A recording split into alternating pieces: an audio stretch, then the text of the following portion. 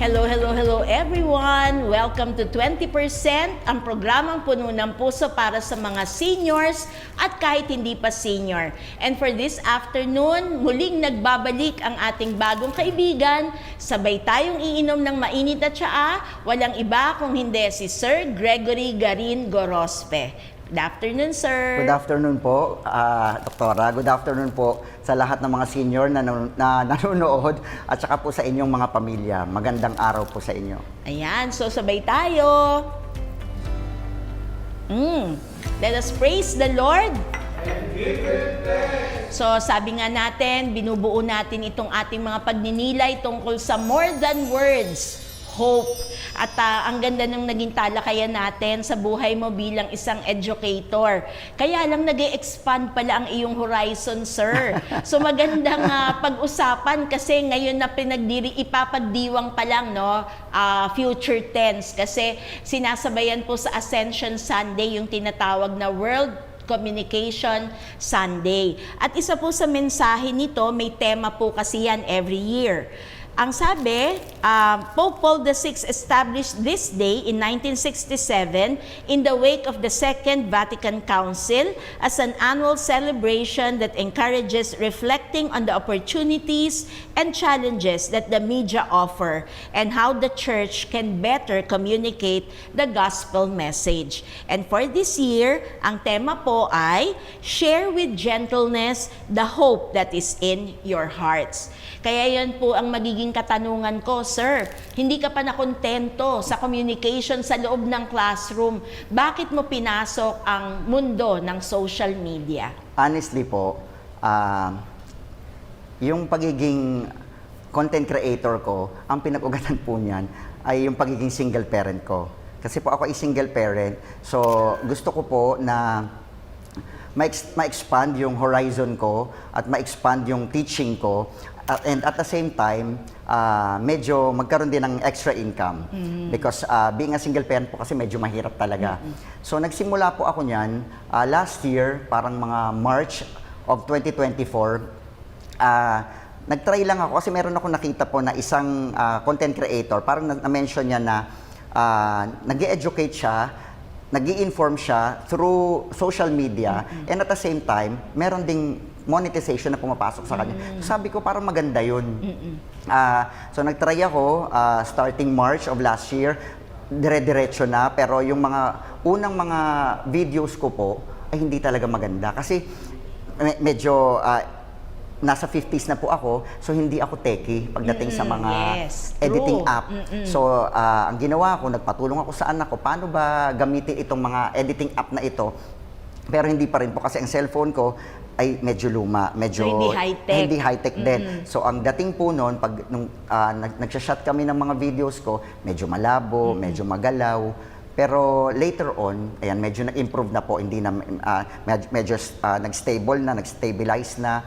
So nag-improve po yung aking mga videos hanggang sa ngayon na medyo umangat na po yung level niya. Nakakatuwa naman po. Pero sir, ang magaling dito, anak mo pa ang nagturo sa'yo. Opo. So medyo magkaiba yung dugtungan yan, di ba? Pero when it comes to content, no, na-follow ko no? So doon kita nakilala, doon ko nakikita na bihira kasi yung very healthy yung content. Kasi parang sa'yo, education lagi. Yun ang purpose mo talaga So, hindi ka nagdi-deviate doon at pangkaraniwan sa social media kasi ngayon, dapat ang lolos and lolas nagbabantay. Kasi hindi ho lahat ay very positive. Correct po. Kaya namimili tayo. Kaya ito nga yung opportunity mo, sir, no, na malaman ng bayan na pwede na merong hindi lang basta information, kung hindi, formation. Kasi ang tinuturo mo doon, hindi lang yung English Correct po. Hindi lang yung communication, kung hindi, yung value system din. Kaya, sir, nagkakaroon ba ng pag-asa na mas ma-expand pa ito sa mas higit na nakararami? Kasi yung mga kalaban mo sa mga content, di ba yung mga fake news? Opo. Mag-iimbento, mga prank na tinatawag. So far, wala ako napanood sa yung mga prank. Lahat sa iyo ay maliwanag na detalye. Ang tuwan-tuwa ako sa iyo, saan mo ba nakuha yung idea na anak? Paano ba ang translation ng ganito? Bigyan mo ako ng sample niyan, sir. Opo. Doktora, nagsimula rin ako doon sa mga content na medyo nagpapatawa, nagpapasaya. Tapos umabot din ako dun sa point na nagbago rin ako ng konti. Sabi ko, gusto ko yung mga nagma-magic sa content, pero hindi po yun nagkaroon ng matataas na views. One time, may dumaan sa wall ko, yung parang list of doctors, types of doctors. Sabi ko, gawin ko kayang content ito. Tapos, kasi ayoko pong gumamit ng mga students sa aking content kasi kailangan mo silang ipaalam. Tama. Yes, may pirma pa yan, may waiver and everything. Correct po. So sabi ko, ako na lang din ang magiging student. Sabi ko, so yung tanong ko, sinagot ko rin, pero ako lang po yung, during break time lang po ito, tapos ako na yung nagtanong, ako rin po yung sumagot. Yung content na po yun, talagang nag-million views siya. Oh. After one day or 2 days, nag-million views siya. So sabi ko, baka nandito po yung aking tamang content. So nagtuloy-tuloy na po yun. Hanggang sa umabot sa, nagkaroon na ako ng isang Carlo na student. Actually, yung Carlo na student na po yun, ay talagang invento lang yun. Kasi pag gumagawa ako ng test question sa mga periodic test, si Carlo, kasi ang hirap umisip ng pangalan, so Carlo lang po ang lagi kong Carlo or Carla. Sabi ko, sige, si Carlo ang magiging student ko. Nag-boom po yun at pumatok sa mga viewers, sa aking followers. Hanggang little by little, nakita ko umaangat yung views ko, umaangat yung engagement ko, tapos umaangat yung reactions ko hanggang sa nagkakaroon na ako ng weekly, actually nagkakaroon ako ng mga million views. Sabi ko, ito yung gusto ng mga viewers, yung educational. Ayan. Carlo, ano sa English ang kadalasan? Sir, ang English po ng kadalasan ay usually. Ano sa English ang bihira? Rarely. Malamang. Probably. Kasalukuyan. Currently. Very good. So, nakakatiyak kayo. Pagka pinanood mo siya, hindi joke. Maaring masaya yung presentation, pero alam mo na malinaw na yung learning, hindi diluted. Apo. Kasi yun ang problema sa social media. To make it attractive, dinidilute. Pero sa'yo, ang linaw-linaw. Kahit simple lang yon, pero natututo. Kahit matatanda, kahit lolos and lolas natin, matututo sila. So, may baon ka ba ngayon, sir? Meron naman po. Opo. Actually, doktora, pag ako'y nagko-content, talagang solo ko lang sa isang room. Tapos gagawan ko siya ng script para tapos may memorize ko siya in a few minutes bago po talaga ako sumabak sa video So, wing. mahabang preparasyon pala yan. Opo, Mas hindi ako- malupit pa sa lesson planning mo. Opo, hindi ako basta sumasabak na hindi ko alam yung sasabihin ko. Although nagkakamali ako doon sa script ko, kasi medyo matanda na, tumatanda na, hindi ko totally agad ma-memorize yung buong script, yung buong paragraph. So, medyo mahabang proseso. Edit ako ng edit ng aking mga videos hanggang sa medyo gumanda na siya. Ito po yung isa sa mga pumatok at nagkaroon ng million views din. Tungkol po ito sa Generation Beta.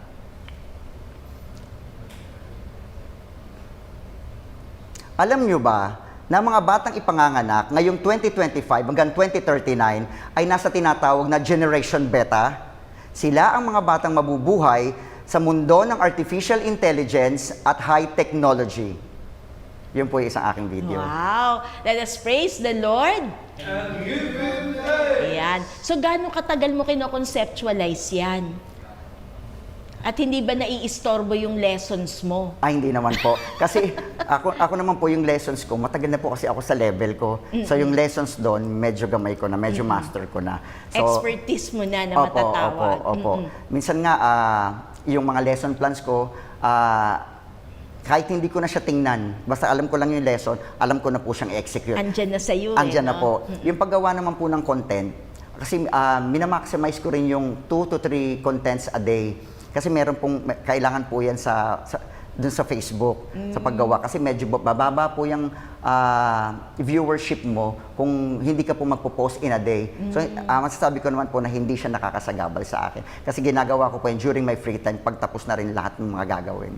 So, ang school mo naman ay supportive po sa'yo dito sa iyong pinasok na bagong mundo. Opo, very supportive po sila. In fact, yung mga teachers at saka mga students, nag-share, nagre-react, at saka pag nasa school ako, palabati po talaga sila. At saka nagko-congratulate dahil sa inabot ko na more than 800 K followers na po ako sa ngayon. So naging bahagi din sila, no? Sila ay community mo na rin na matatawag. Tama po. So nagbubuhos ka talaga ng panahon dyan at ng lakas. At meron ba namang mga nagpapasalamat sa viewers mo? Marami na ibabalik ba sa'yo yung feedback na, Sir, may natutunan ako, o for entertainment purposes lang? Opo, marami po, Doktora. Ako nagpapasalamat ako sa Diyos kasi binigyan ako ng pagkakataon para matulungan yung mga hindi na nag-aaral. Kasi marami po nagme-message sa akin, sinasabi nila, kahit tapos na po kami mag-aral, kahit hindi na po ako nakapagpatuloy ng pag-aaral, natututo pa rin po ako. Kasi pagka tinatapos ko yung video nyo, very simple, direct to the point, at saka hindi po ako gumagamit ng mga highfalutin words. Kaya alam nila na, sige, gusto ko pong magturo. Kaya sinasabi nila, salamat sir. Salamat sir. In fact, hindi lang Filipino pati yung hindi po pala Filipino po pero nasa abroad.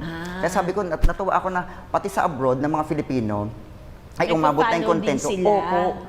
Kaya hindi lang dito sa Pilipinas. Parang ganun po. I'm very happy at saka thankful sa Panginoon. Sir, di ba sa totoong buhay naman, hindi ko mo English speaking ka na, tama ang grammar. Opo. 'Di ba? So may mga ganung punto pa rin tayo na kailangan continuous yung learning natin. Tapos pagka nagiging professional na, dapat patuloy pa rin yung pag-aaral nila, 'di ba? Tama po. Paano naman, sir? Kumusta naman? May mga sumusunod ba sa yapak mo? Meron bang nagsasabi na, Sir, ikaw ang model namin? Ay, marami po.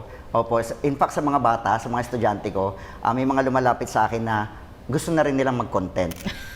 Gusto nila. Sabi ko, kung gusto mong mag-content, nagbibigay lang po ako ng advice na kailangan maayos yung content. Hindi pwede yung masisira yung generation nyo as students. Pati po sa teachers, may mga, siguro na-inspired din ako na teachers para sumunod sa pagiging content creator na teacher and content creator. Which is, tingin ko naman po, maganda kasi aside from dun sa fact na makakapag-educate ka, makakapagbigay ka ng information, makakatulong yon pagka na-monetize po sila. Tama. Meron bang mga nagbibigay ng mga messages sa'yo na, Sir, ito naman na i-content mo? Umabot na ba sa ganon? Opo, may mga suggestions po na ibinibigay din sa akin yung mga followers. Pagka tingin ko naman na maganda, sabi ko, ina-agreean ko po yan, tapos ginagawan ko ng content. So yung suggestions, well taken po yan. So balik naman tayo ngayon sa generation ng mga kabataan. So mahaba-haba, ilang taong ka na po ba sa pagtuturo? Ay, naku, sa pagtuturo po. Meron po akong 8 years sa private schools, tapos 21 years na po ako sa public school. So all in all, nasa 29 years. So in other words, 3 dekada. So Opo. nakita mo yung development ng mga bata. So pag-usapan natin ng mga kabataan ngayon, no, sa kanilang learning at pag-uugali at sa kanilang focus.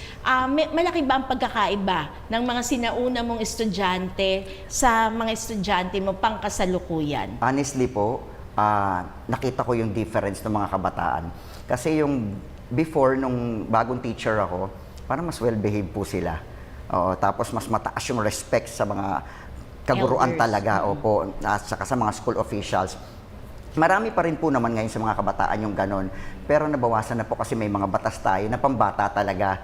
Kaya yung discipline na ginagawa ng mga teachers before, ay hindi po magawa ngayon sa panahon na to. Kasi pag ginawa po namin yan, Lagot kayo. lagot po kami. Automatic, nasa DepEd na kami, o kaya nasa Tulfo na kami, o kaya po nasa principal na kami. Parang gano'n. So may mga case na rin po na ganyan na nagkaroon ng konting kasalanan yung teacher, napunta po agad yung case sa DepEd. So kami po, hands off talaga kami sa mga possible na magiging case na hindi maganda against sa mga teachers.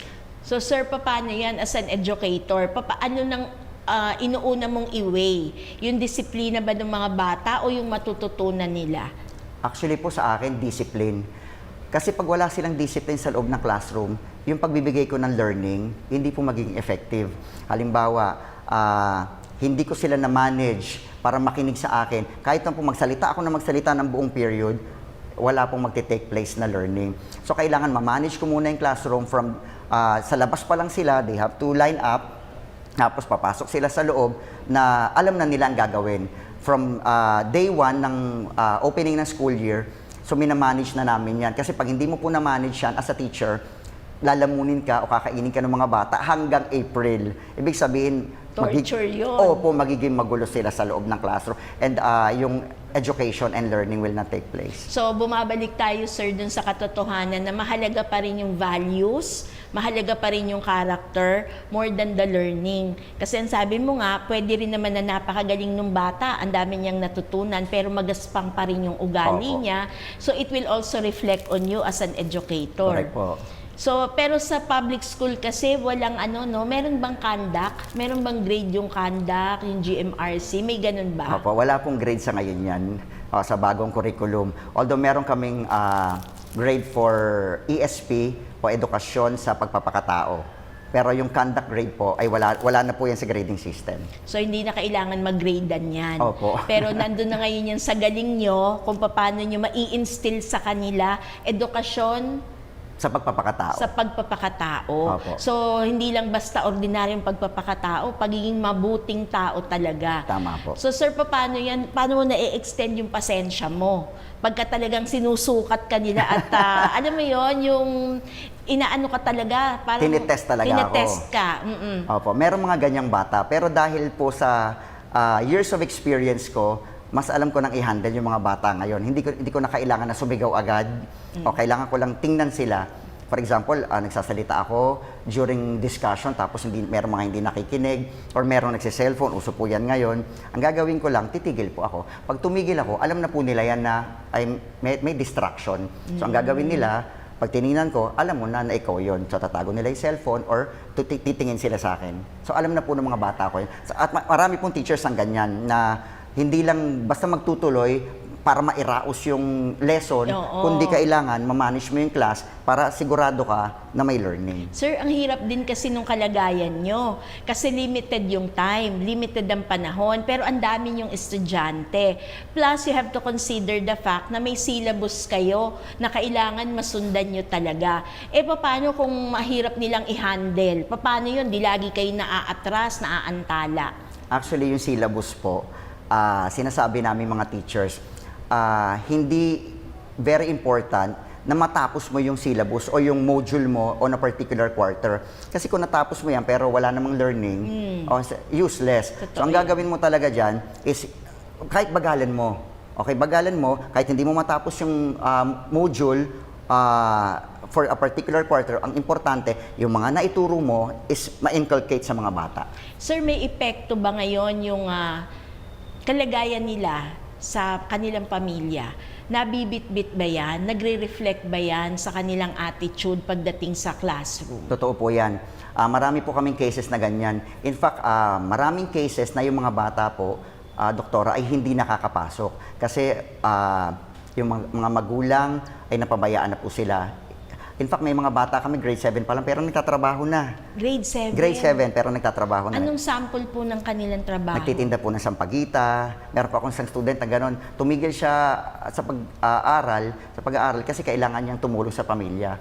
Pero kami po, sa public schools, at least doon sa school namin, binibigyan namin ng chance yung mga ganyan. Kahit hindi na pumasok everyday, basta po pumasok sa mga araw na importante para makakuha ng exams, makakuha ng konting quiz, makapag-periodic test, makakuha ng written test para mabigyan sila ng maayos at passing grade. So parang compassion yun na yun sa kanila. Correct and po. consideration dahil Correct kung po. naghahanap buhay talaga, wala naman kayong magawa, di ba? Pero yun to augment yung kanilang pangangailangan. Tama po. Paano naman, sir, yung hinahandle pag yung bata parang detached. Detached kasi may sarili na siyang mundo. Parang ayaw niya na, bakit kung hindi ako matapos? May ganun ba attitude? Meron po, may mga ganyan po kaming attitude. Parang pinipilit nyo na lang ako mag-aral Yung gano'n, utang na Opo. loob mo pa na pumasok sila. Opo. In fact, pinaparamdam namin dun sa bata na importante sila at gusto namin silang pumasa. Kasi yung pag-aaral, kailangan yun, isang susi yan para umangat ka sa buhay. Kung mahirap ka ngayon at hindi ka nagpatuloy ng pag-aaral, Lalo kang malulubog. mananatili ka dyan. Pero sinasabi namin, ini-encourage namin sila, ini-inspire namin sila na kailangan kang pumasok, kailangan mong magpursige. Hindi ka man ganun kagaling, o lalo na kung magaling ka pero kapos ka, pumasok ka. Kasi yung pag-angat mo ng level every year, possible na magdala sa'yo ng success in the future. Parang ganun po. So, ano ka ba, sir? Involved ka ba sa buhay ng iyong mga estudyante? May advisory class ka ba? Ngayon pong taon, wala po akong advisory class. Pero matagal po ako nagkaroon ng advisory So, class. nung time na yun, sir, di syempre parang mga anak mo din yan, di ba? Naapektuhan ka ba? Pagka nalalaman mo't nadidiscover yung mga pinagdadaanan nila? Actually, ma'am, sa public schools, very affected ako nung mga buhay ng mga bata ko, lalo na nung ako'y advisor. Kahit nung bagong teacher ako. Kasi I was very close to my students before, lalo before, nung wala pa akong mga anak, kasi sila yung tinuring kong mga anak. So pumupunta ako sa mga bahay nila for home visitation. Pag wala silang baon, kami ang nagpo-provide, ako nagpo-provide. Talaga. Yung mga ganun, pag wala silang pagkain, kailangan nilang pumasok, pakakainin namin sila. So yung mga problems nila, sa akin na-relate nung mga time na yon, even till now. So ako bilang guro, hindi ako pwede magpa-apekto ng ganun-ganun lang. Ang kailangan ko ay maging focus at makaisip ng solusyon to help them survive kung ano man yung pinagdadaanan nila. So, hindi pwedeng maapektuhan kasi dalawa na kayong Opo. ma-i-stack up, ika nga. So, kumusta naman yung mga success stories naman tayo, sir? Kumusta naman yung mga dumaan sa buhay mo ng mga estudyante? May balita ka ba sa kanila? Nagtagumpay ba sila? Marami po kaming estudyante na ako na-handle na very successful ngayon. So nakakatuwa kasi meron kaming mga naging seaman, meron kaming nasa Senate, meron kami sa iba't ibang mundo rin ng trabaho, ng different businesses din. So natutuwa ako pagka na-handle ko sila before, tapos they were very ordinary, pero ngayon, bigatin na sila. In fact, mas malaki na sahod nila sa akin. Talaga. Pero sir, balikan natin yon even without mentioning their names, no? Kasi baka nasa mga posisyon na sila. Pero kung babalikan mo, naaalala mo talaga sila? Kasi di ba normally malalaman mo lang estudyante mo kasi bumalik sa'yo, nagsabi, sir, estudyante mo ako noon. Pero kunyari, na-identify mo, oo nga, estudyante ko to. Lagi bang tama? Yung bang nung estudyante siya, tama ba na, ay, no wonder, magtatagumpay siya. May ganun ba? O parang nagugulat ka na, ha? Na estudyante ko yan, naku, may ganun. Ano experience mo? Hindi po lahat. Hindi po lahat ng matalinong estudyante namin before Yan. ay naging successful din. Meron kami mga very ordinary lang, quiet na mga students, hindi active during recitation, pero magugulat ka, very successful ngayon. Talaga? Kaya nakakatuwa po isipin yung mga gano'n na talaga po palang nade-develop yung bata. Pagbigyan mo lang silang umangat ng level, kahit hindi sila magaling ngayon, later on, magagaling pa sila ng todo at magiging very successful. Nako, ang natutunan ko sa iyo ngayon, sir, ang isang guro ay hindi Diyos. Ibig sabihin, you are just facilitating their learning process. Correct po. Kasi in other words, ngayon, ito grade mo sa kanya eh. Kasi hindi siya nag-perform. Di natural, mababa grade niya. Tapos ayaw mag-cooperate. Eh di sa'yo, tapos na, sarado na ang libro. Pero in the future pala, pwede naman palang mag-shine. Correct So, po. hindi pa lang niya moment, pero magpapatuloy pala yung learning process natin. So, sa dulo, tama ang observation, hindi ko matalino ka nung bata ka, successful ka pagtanda mo. Meron ding mga slow learners tayo, pero given the opportunity, sila pala yung magsha-shine. So meron ka naman bang mga pagkakataon na umayaw ka na, sabi mo hopeless na, ayoko na, I am helpless and I am hopeless. Parang meron ding mga ganon, pero sandali lang po na naisip ko yun na give up ko na tong batang to kasi mismong siya umaayaw, mismong yung magulang umaayaw. Pero may isip mo rin na hindi pwede kasi pinabayaan nga siya ng magulang niya eh. So kami pong second parents, ang tatay yung parents niya. So hindi po totally namin yun, ako po, hindi ko totally yun i-let go yung opportunity na binigay sa akin ng Diyos para matulungan yung bata. So patuloy pa rin po. Maaring sumuko in a few days, parang ganon, for a few days. Pero after some time, marirealize namin na hindi mo pwedeng sukuan tong bata. Kasi ikaw na lang nananatiling hope niya eh. Parang ganon po. So bawal pala sumuko pag teacher. Opo. Kumusta naman yung mental health ng mga teachers? Kasi lagi ka napapag-usapan na pagtutuunan ng pansin mental health ng estudyante. Laging ganon. Lagi may programa para dyan. May konsiderasyon para dyan. Pero kumusta naman ang mental health ng mga guro? Ang maganda naman po sa public schools, once in a while, nagbibigay sila ng mga seminars, regarding mental health, kung paano to i-manage, parang ganon. Sa amin naman pong mga teachers, kasi ang teachers po, hindi lang naman problem yung mga students. Actually, sa totoo lang po, ang kaguruan sa Pilipinas, ang isang challenge sa amin is yung sweldo. Kasi, kumbaga, nahuhuli na po talaga ang Pilipinas pagdating sa pagbibigay ng medyo mataas at nakabubuhay na sahod sa mga kaguruan. Talagang ang bigat naman ng term niya, yung nakabubuhay na sahod. Sabihin naman, lolos and lolas, buti nilang retired na ako. So, nakabubuhay, ha? Opo. Yan po ang ginagamit actually ng mga aming opisyal sa kaguruan, yung term na nakabubuhay na sahod. Kaya lagi po naming nire-request sa gobyerno, sa mga nakaupo, na bigyan kami ng medyo mas mataas na salary increase. Although yearly naman, may mga ibinibigay naman, pero masasabi ko po na hindi totally siya sapat. Lalo na po sa mga pamilya na medyo maraming anak, tapos or yung isa lang yung nagtatrabaho bilang guro. Kaya sana po ayun ang request namin na mapagbigyan na magkaroon din ng nakabubuhay at medyo mataas na sahod ng mga kaguruan para yung aming pong buhay guro ay talaga pong hindi lang basta ma-enjoy namin yung bata, kundi ma-enjoy din namin yung sahod namin para paglabas naman namin ng paaralan ay magamit namin yan sa aming pamilya. Very well said, sir, no? Kung ako lang ang may kakayahan, go! Di ba? Kasi alam ko yan, proseso ninyo, no? Nakauwi na kayo, pero ang isip nyo nandun pa rin sa mga bata. Papasok pa lang kayo, ang isip mo nasa mga bata na. So, kayo talaga yung tinutungtungan ng mga bata, yung patungo doon sa ladder of success na tinatawag. Kahit po Sabado at Linggo, Doktora, gumagawa kami. Totoo, at naniniwala ako na sa lahat ng nangyayari sa paligid ninyo, yung consciousness nyo ay teaching material yan. Tama ba ako? Tama po. Kahit na may kanta ka lang narinig, ay, okay, bagay yan dito sa lesson kong to. Yung parang yung buong sistema nyo, nandun sa pagbibigay pag-asa sa mga batang ito, mabuti na lang hindi kayo nauubusan ng pag-asa. Kasi Totoo po. bawal din kayo maubusan ng salita. No? Right Ako po. ba papasa akong teacher sa inyo? Papasa po. Napakadaldal ko kasi, no? So sir, doon naman tayo sa anggulo ng saan mo nakita ang kamay ng Diyos na gumagalaw. Kasi iba yung simulain mo, tapos ngayon nagmamature. Kumusta yung estado mo sa iyong relasyon sa Panginoon? Ngayon po bilang guro, masasabi ko na napakaganda na ng estado ko, ng relasyon ko sa Panginoon. Kasi kung hindi po sa Panginoon, siguro yung kakapusan sa pera, na problema ng mga kaguruan, yung problema sa mga bata, kung paano rin namin sila matuturuan, at kung paano namin matutulungan yung mga batang ayaw nang mag-aral, siguro gigib up po ako, o gigib up ang mga guro. Pero with the help of God, kakayanin po lahat. Sir, panahon ng eleksyon ngayon, ikaw ba ay nasalang sa mga critical na buhay? Nagkaroon ka ba ng ganong experience? Maraming times na po ako umupo during election.